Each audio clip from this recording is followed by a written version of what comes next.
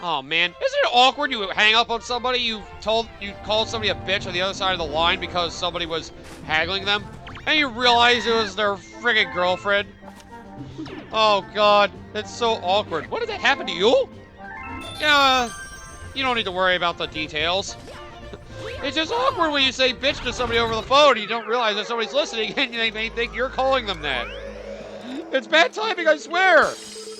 I think you're talking too much about personal things. You're probably right. Well, at least my car's fine. Good for you, I guess. Yeah, sorry. I got caught in my own head for a little bit there. The whole car thing got me loopy. Alright, well, it's time for the Green Star Hunt to continue. Welcome back, everybody, to more Let's Play Super Mario Galaxy 2. This is your host, the MJ406. And it is time to hunt down the Green Stars. Once again. Starting with Boulder Bowl Galaxy. Yes. What the hell? Do they have it on top of the bridge there? Oh, God. But yep, same thing as before. We're still doing the same thing we're always going to be doing for this LP because it's just going to be this over and over and over again. At least it keeps things fun and exciting. As long as I don't die like an idiot while going after these, which I did once. But I'm hoping to not have that happen again. At least I'm playing Lives to Burn in case I really screw up. There's another green star right next to the ramp. Wow, I noticed it too. Well, hopefully we'll be making good progress on this. Which reminds me, I actually, looked up my third year. So I can talk about what I thought about my third year of LPs. Oh yeah, you're still doing that, aren't you? My year in reviews for all my years of doing Let's Plays. Yes! Last time I went over my second year, which was awkward. And now it's time for me to go over my third year of LPing, where I guess, I started to get a little better with trying to figure out how I wanted my whole channel to flow. Then again, if I remember correctly, my third year, I think right towards the tail end of it, after my Halloween project, I think is when my Monday, Wednesday, Friday schedule started. Where I started having LPs every day. It can be quite an endeavor, having to do a video every day. But, I strive. Trying to make it so my fans can, enjoy my content any day of the week. And multiple schedules, I always try to offer different games for everybody. This whole Mario Marathon is kind of an exception. This is more of like a personal thing I wanted to do. And, some of these games were requested, so, oh, what? You won't let me go after you like it? Well, stupid death. There we go. Just jump casually off the ramp. That's all I need to do. Jump casually off the ramp. Actually, you know what? I guess this might actually technically save me time. I think. But yeah, my third year of LPs. So, that was definitely one of my first, that's what I consider like my first good year. I actually started to figure out exactly how I wanted to handle my Let's Play stuff. Especially with my other projects. After Wind Waker HD ended, well... Oh, God. Aha, I made it, bitch! You think I need that rock power? Screw you! I can just jump off the ramp over the bridge like a bitch! Like a weirdo, actually. But yep, I decided to celebrate my 2-year anniversary of the channel in a kind of lame way by doing a sequel, which was Rayman 2. Even though I never played Rayman 1. That is another game I still have to get to on the channel one of these days. Playing Rayman 1. I'm not a big fan of it, but, I'd be willing to do it. Because, it's a pretty solid 2D platform. It's just brutal. And kind of annoying with the way it approaches some things. Rayman 1 is nice, but I played Rayman 2 because that was another game of my childhood, and it's still a game I treasure to this day. And the LP was okay. I had my first raid of Mario Party for the Saturday stuff when I did Mario Party 5 story mode. As I'm trying to think. Yeah, I was testing out, I think, an HDMI enhancer I got for my Wii so I could actually... Or actually, I think it was a general HDMI enhancement piece of tech I got so I could, upscale my general AV equipment to 1080. So I record more than just my Wii U in HD quality. And, well, Mario Party 5 was where I tested that, and that was probably my most awkward endeavor in a Mario Party on the channel. It was popular for a while, then again, well, yeah, I assume most people always come to watch my Mario Party stuff, because, well, it's Mario Party. Everybody's obsessed with the franchise, myself included. I can't deny that people love Mario Party. I would know. I am one of them. Ow! Oh, you want to go, bitch? All right, fine. Fuck you, buddy. Fuck you. That's right. All of you get rolled up by the rocks. Yes. Embarrass yourselves. Get crushed. Get crushed, bitch. But, you know, I still had a lot of fun with Mario Party 5 story mode. I came up with a little stupid script idea for it, kind of. Well, I think it was only scripted for like 1 or 2 things, because I think I had to re-record it at one point. Because I think one of the episodes I screwed up, or didn't go the way I wanted to. Wait, do I not need to kill these guys? Okay. They put very little effort in these green stars, at all. All 3 of them are in the opening segment of the stage! And again, I guess it's harder to hide in other segments, but it's still fine. Okay, what else happened in my 3rd year? Okay. Okay. After Metroid Prime 3 ended, well, I went on a bit of a Nintendo 64 spree, starting with Rayman 2. I continued it with right after Rayman 2 coming, probably one of my least favorite projects I've done over the channel as well. Rocket Robot on Wheels. An LP I kind of wish I could redo, because, you know, that was basically Sucker Punch's, like, first major video game, the video game front. It's the only one they really made for Nintendo, too. Then after that, they went to do the Sly Cooper series for, Sony, yeah. And, yeah, that's kind of where Sucker Punch went. But Rocket Robot on Wheels is a decent platformer. It actually had physics involved, which was pretty new for 3D platformers to actually have, like, realistic physics with the frickin'... Yeah. They actually had physics involved. Oh, good, you can skip the tutorial. I didn't know that. I actually didn't know you could skip the tutorial. Thank God. So this is one that can be annoying, having to hunt for the green stars while flying. Ugh, kill me. But yeah, my Rocket Robot Wheels LP was extremely awkward. I feel like I do need to give that game another chance, but I don't know if I'll be able to. As well, that game is definitely weird. Now I think about it, I don't know if I would want to do LP of it again. I just feel like it deserves another fair chance. It is a good platformer, it's just, you know, I think it got overshadowed because, coincidentally enough, even though I recorded them one after the other, I didn't intend it that way. Rocket Robot Wheels didn't actually sell that well. You know why? It came out around the same time Rayman 2 did. And seeing how acclaimed Rayman 1 was on the PlayStation 1, yeah, Rayman 2, a 3D sequel to a popular 3D platformer, of course it's gonna sell well. And you know what? I still love that game. And Rocket Robot Wheels is fine. I remember I got that game when I was really young. When it came out, my grandmother got it for me, because she didn't know what kind of games to get, so he recommended her that. I was like, I guess I'll play it. Just like Quake 2. I got both those games, like, I don't know if I like these games. And then I played them. I loved Quake 2, and Rocket Robot Wheels was an interesting endeavor. God, I wish I still had my copy of Quake 2 in the N64. That was fun. It was Quake 2, right? I'm pretty sure it was, if I remember. Skip the tutorial again. I know how to fly. At least you can skip the tutorial subsequent visits for this place. Thank God. Yes, and at the same time, when I was doing Rayman 2 Rocket Robot on Wheels, I think when Metroid Prime 3 finally finished, I got to another one of my passion games on the Nintendo 64. Another game I want to redo. Jeez, a lot of games in the 3rd year I want to redo. Yeah. There's a pattern. But yep, another one of my favorite games, the N64, Mischief Makers. I actually did really like my LP of that, but in all fairness, I feel like I could have done that better. More things about awkward execution, a lot of things, but, you know, the gameplay is fine. I actually wanted to do that with the Lazy Dreamers at some point, but, well, you know, I don't really want to be the one to hog the spotlight with that game. So I'm the only one of my friends who actually played the game. No one of my friends has heard of it, but doesn't really, like...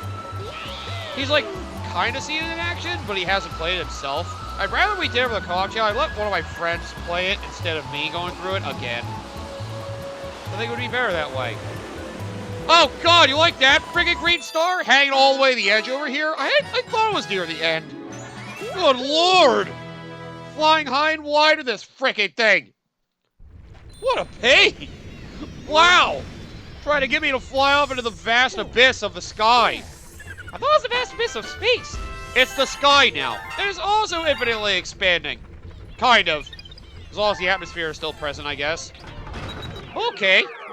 Yeah, I kind of didn't know where I was going to take that, so ignore me. Cosmic Cove! Time to go for a water level for more green stars! Then again, what else should I be doing? Yeah, Mystic Fingers is definitely a game I'd recommend checking out if you know, can find it. Or you can emulate it. I think I emulated before I ended up eventually recording it on my console, which... Yeah, I didn't really do a lot of emulation for recording purposes. I tried to do everything off my straight consoles with a capture device. I never tried to resort to emulation. That's what next year is for. My year 4 is when I actually resort to emulation because of a particular game I wanted to play. But we'll get to that later. I think that's year 6 anyway. Yeah. Anyway, yeah. And I believe... Yes, after Rocket Robot Wheels ended, I was planning, basically, after Mission Makers ended, to start an Indie-thon. Because I think around that time I was recording those, it was a campaign they had for the Shantae Half Genie Hero Kickstarter. As part of that, they actually had the, what was it? Oh yeah, they basically offered the iPhone version of Shantae Risky's Revenge for free. So I was like, I heard a lot of good things about this game, and since it's free, I may as well buy it and play it and see what I think. And that was where my love of the Shantae series grew. So much that after Rocket Robot Wheels ended, I immediately decided to start recording frickin' Shantae Risky's Revenge. The phone version. The only game I've ever recorded via phone. Oh, man, that was a long time ago. That's another one I want to redo because I'd rather do the console version since they had an updated version. Which is still basically the same as what the iPhone version was, but... Number 1, my iPhone doesn't work. Number 2, I wouldn't want to record my iPhone again. And number 3, well, another one of the awkward executions of games I did. I first ran into Shantae. And then started the Indie-thon. Oh yeah, Phantasy Star Online Guild missions also finishing up throughout the year as well. So there's also that. I think right as the Indie-thon began, I started NES Remix, which I guess you could consider a Let's Play, like an actual project, since I played the whole game in full, but I considered it a spin-off because it was more just containing a lot of, like, elements from other NES games. I do still like NES Remix. NES Remix is 1 and 2. Hopefully you got Ultimate NES Remix on the 3DS if you could have before it, you know, shop went down. Because honestly, I thought it was a nice little minigame package. I thought it was nice, fine value. Good way for younger players to experiment and experience some moments of, you know, some NES games they probably never got to play. And maybe they'd be interested in some retro gaming. I liked NES Remix a lot. You know, the series was fine. I actually did pretty well with that series, I thought, except for when I would struggle. Well, then again, struggles, I guess, with Let's Plays are known to happen. Struggle in a game? Wasn't my friend always told me. Koda always told me about the LP curse. Which is always the idea of basically, well, if you play something over time and it's easy, you know, when you end up recording it, you say it's going to be easy, you end up struggling. And then sometimes the reverse can be true. You're recording something that's normally hard, and you always struggle with it, yet when you record it, you make it lucky and actually have a miracle occur that you would never have in regular gameplay. It kind of can be funny like that sometimes. Sometimes it does feel like that. Where things I would normally nail on the first try or never have trouble with, I struggle with like an idiot. I believe in the LP curse. But yeah, that was when NES Remix entered the fray, and it was fun. But then, I guess the big thing I had that year was the Indie-thon. After I played Shantae's Risky Revenge, I was like, well, there are a lot of indie games, and the indie scene's been growing, because I actually bought Shovel Knight at the time. So I figured, you know, may as well play that. Not a popular series on my channel, and the original playthrough of Shovel Knight I butchered heavily, as in I sucked at it. It's also one of the least viewed LPs on my channel. Then I'm not surprised at how many people have played it. It's basically like another NES game. Not too many people care about some of those indies, to my surprise. Oh, funny, I made a teaser trailer for my whole Indie-thon, teasing that Shovel Knight was going to be coming. And I was like, oh, don't worry, Pirate's Curse. It started with basically having the Pirate's Curse title screen and then basically be like, you'll get your chance, throwing it away and introducing Shovel Knight. Funny enough, 2 days before Shovel Knight aired, what aired? Shantae the Pirate's Curse for my Sunday LPs. Because, well, Mission Makers ended. So it seemed like a good coincidental timing for me to do that. And I had my fun playing Shantae the Pirate's Curse. Another one of my great LPs from that year, honestly. Do I want to come up with something like my best LP from every year? Now that sounds conceited as fuck. But, you know, if people like to look at my history, I like to at least mention the good moments and the bad. In case you're curious about my development as an entertainer. Wow. I am really that conceited. I actually consider myself an entertainer. I'm just playing video games for fun and hoping people will want to watch. Like, come on. We can be friends, right? Not with you. Alright, come on, dude. Let them judge for themselves whether they like me or not. You don't have to tell everybody they should hate me. And why not? God damn you! But yep, Shovel Knight and Shantae, the Pirate's Curse went on through from the middle till like September of that year. I think oh yeah. And right after Shovel Knight, one of my worst projects, what I still consider my absolute worst project on my LP channel to date. Yes, I have one considered the absolute worst. And that would be the one right after Shovel Knight. Guacamelee Super Turbo Championship Edition. A great Metroidvania game that was actually pretty fun to play. And you know, it's definitely a good, like, game. It also has some nice, like, Mexican lore in there, so it's kind of cool. But, you know, the kind of game it is, it can definitely be off-putting for people to watch. It's also the LP I had my highest amount of technical gaps. Footage going missing. Freaking commentary going all over the place. Me getting distracted by things. Not coming up with great commentary when I was exploring places. It was a mess. Probably the LP I'm absolutely the least proud of. One I would just wish I could throw away in the garbage. But I keep it there for posterity. I don't try to throw away any of my LPs, even my camera ones. I keep them all there for posterity's sake, for history, in case people are ever curious to look at them. That is a good game. And you know, I have debated doing Guacamelee 2, but considering how poorly I did Guacamelee 1, I have definitely hesitated on trying to do the second game. It is in the pipeline, I guess you could say, but I also don't even have it yet. Actually, I might have gotten it on Xbox Live Games with Gold, because I think they had Guacamelee 2 on there at some point. Either that, or I'm thinking it was on Game Pass. Which either way, might have been too late for me either way. Still, Guacamelee is not one I'm proud of. Okay, so, what happened after those? I'm trying to think of the Sunday project that debuted right after Shantae the Pirate's Curse ended. You know, I don't remember much because, well, the only other project I really remember from that year is my Halloween project for that year, because I was still continuing that trend because my friend was. I thought, well, you know what game feels lonely? A Metroid game. What kind of game in the Metroid series would be horrifying? Would it be one that tends to reflect on horror more than the others? Or would it be one that I would see as horrifying because of how much of a critically panned game it was, from the fans' eyes anyway? And of course, that would give us Metroid Other M. At least I did the whole Prime trilogy beforehand, but yep, went to Metroid Other M. I think I canceled my Sideshow Saturday series to have that go along with it, so I could... I think my plan was basically to have the finale, quote-unquote, to the game air on Halloween. And that was what I did. And, well, Other M, you know, in all fairness, I thought the LP of it I thought was actually kind of good. Although, it's just the fact it's playing Other M. There are times I noticed I just started complaining about the game because, well, yeah, the faults of the story of the game, if you never heard why people don't like Other M, the story and the characterization for Samus primarily were horrible. Just horrible.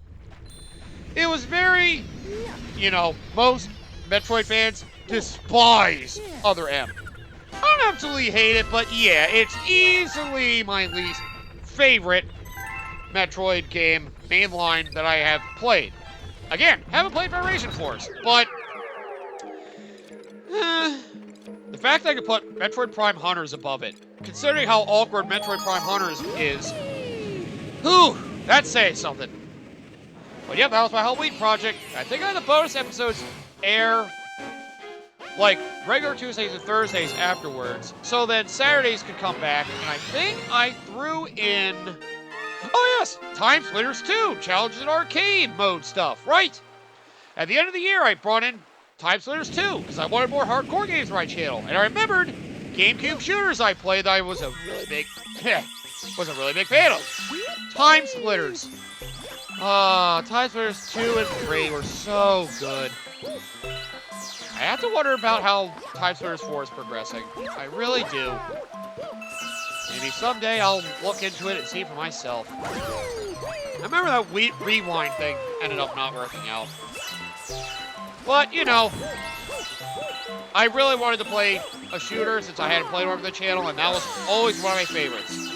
Done by the former Rare devs who were behind, you know, Perfect Dark and GoldenEye 007. Which, you know, it's actually funny that after I did that game, I learned that Free Radical Design, the people behind Time Splitters, actually left midway through the development of Perfect Dark.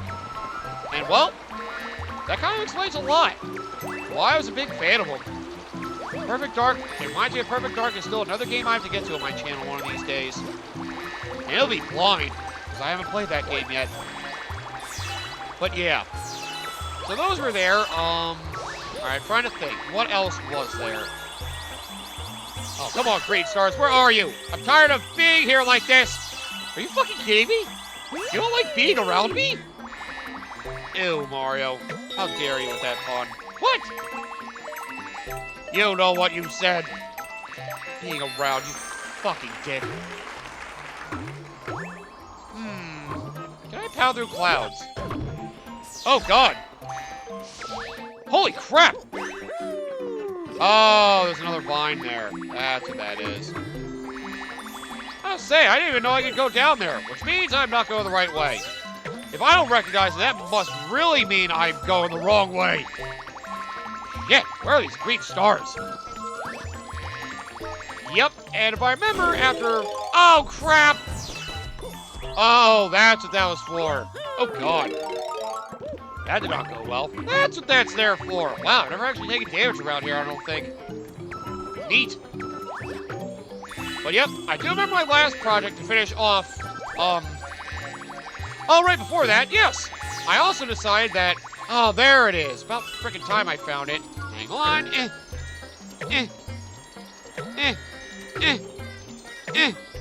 There we go. Oh, perfect. Haha! Use the grapes to refill your fly meter. Beautiful. Oh, wow, we're not gonna have a lot more time for stuff this episode, are we? But either way, yes. I think after Metroid Other M ended, I decided to start a Monday, Wednesday, Friday schedule. Because it was around the time I was done with college. Because I was also doing all that stuff during college. And since college was over, I decided I could start doing an episode every day of the week. Starting from November, where I did Bomberman Generation. A game I do still like. One of my preferred Bomberman games. And again, I don't have the Nintendo 64 ones anymore. So, that could be part of why. But still, it was nice to finally bring a full schedule like that in there. It made me happy.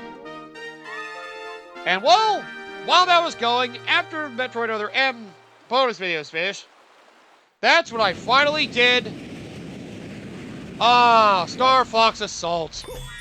While not quite as good as Star Fox 64 in my eyes, at least from a pure fun gameplay standpoint, it did have a lot of fun ideas. And you know, the ground combat in that game was actually, you know, something worthwhile. I keep forgetting that frickin' Namco did that game. And you know, they did a pretty good job even incorporating the Star Fox Adventures lore in there. And it's set up for what would soon be afterwards the final game of the Star Fox series. In the timeline, anyway. Oh god, that's another game I can think of doing as well. Then again, that one is a pain in the ass as well. In case you guys don't know what Star Fox game referred to, it's Star Fox Command. It was basically the end of the Star Fox storyline because, you know, everyone everybody was basically trying to have a life outside of Star Fox, but then a new threat came along, and, you know, Fox basically had to reassemble the crew to finish off that evil threat. And you can get to the end of the game in 9 different ways, because there's like 3 different endgame bosses. I know one was basically the main antagonist. Another one was Pigma, and I forget the other one was. But either way, there are 9 different endings, so you know, you basically end the whole Star Fox franchise the way you saw fit. The other stupid thing about that game was, you actually had to go what I consider the canonical ending, where basically, you know, basically everything kind of resets. The Star Fox crew is kind of back together after everything. Except for Crystal, who, well, let's just say, for some reasons, I won't spoil in case you want to actually look at the game yourself, she wasn't part of Star Fox. At the end of the canonical ending, the one you have to get the first time because, well, that's what they wanted to do for that game. You basically had to go the main route through every single bit of dialogue. You could only veer off that path once you got the main ending, which is weird. But the main ending is the canonical one where basically Crystal was with you guys for the end, and then she left again, and that was it. That's all that needs to be said, and that's the canonical ending. But there you go. That's for Star Fox Adventures. And Star Fox Command following Star Fox Assault, which was still a fun game. Another LP, I feel like I kind of rushed out the door, but it was fun in its own way. I definitely had fun with it.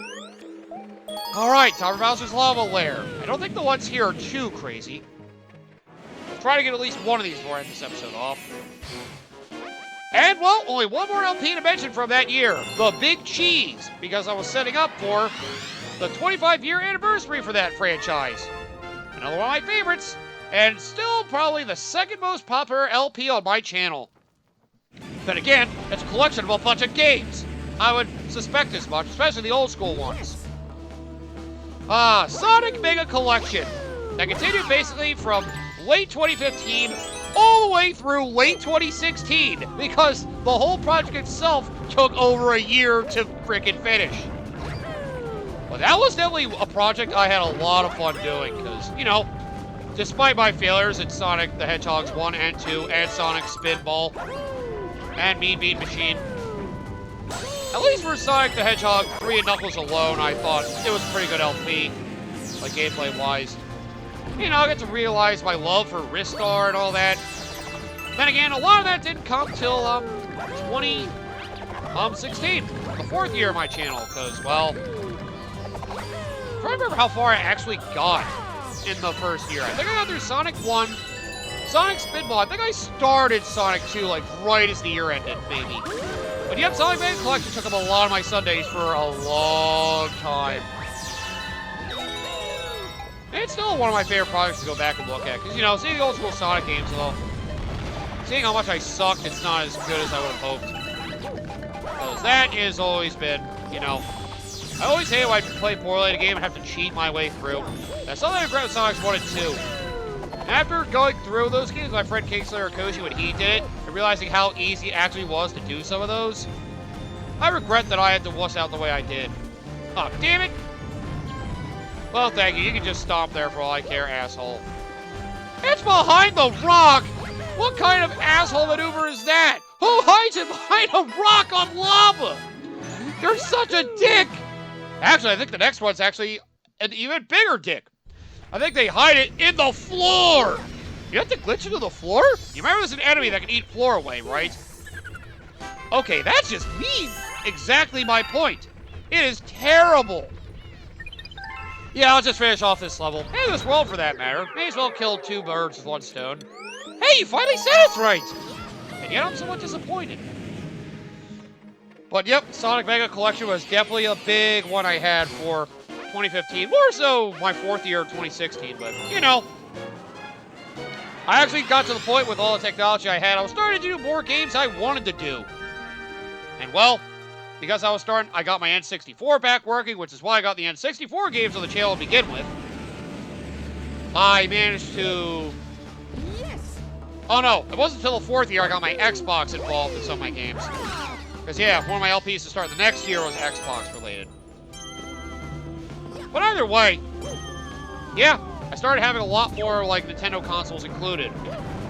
I got some more GameCube games. Apparently that's, like, what I really used for the first 3 years. And again, I played my Wii a lot.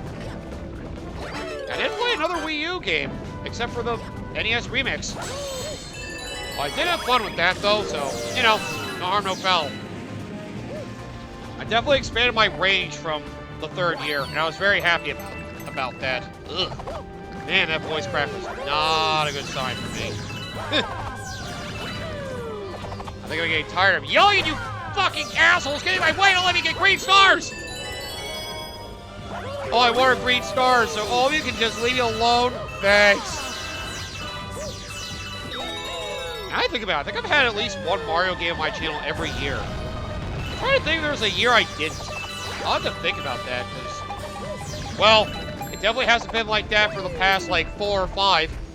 Ever since I did Mario Luigi Superstar Saga, which is the end of the 5th year, if I remember correctly, which I can go over when we go to that point, for the 5th of these Green Star episodes, excuse me. Well, yep, I've always loved Mario games. Yeah, I'm pretty sure I've had one every year. Friggin' Paper Mario Thousand Year Door was year 1. Mario Sunshine cut to year 2. Yup, see that? It's through the fucking floor! Cause fuck you! Jump into the black hole to get your green star, bitch! Jeez. They really wanted me to die there. Unfortunately for them, I am not so foolish as to die to falling through a floor for an important object. I will get that object before I die. And thankfully, I don't die when I get it. I lucked out. So yes. So let me think of a word review for my year 3 of my Let's Plays. Progress! Progress? I guess. Started to expand my library. I got my whole 7-day schedule started, and well, yeah. It was nice to start getting more experimental on the channel. Then again, I think it gets better once we get to the next year, because like, that's where the blind LPs started. I actually thought about doing blind LPs. I think one of the most popular ones is in the next year. Yeah, whatever. Playing it blind's not that exciting. You'd be surprised how many people are into people's blind reactions to a game that's pretty well acclaimed. As was I, when I did it. Alright, anyways, end this episode here. We got through all of World 2 and all of their green stars, so next time we'll start World 3 and their green stars. And while we're at it, going over my 4th year of my LPs. How long is this gonna go on? Until the green stars are gone, Mario. Until they're gone, you're gonna keep hearing me talk about my own channel, which you are a part of right now.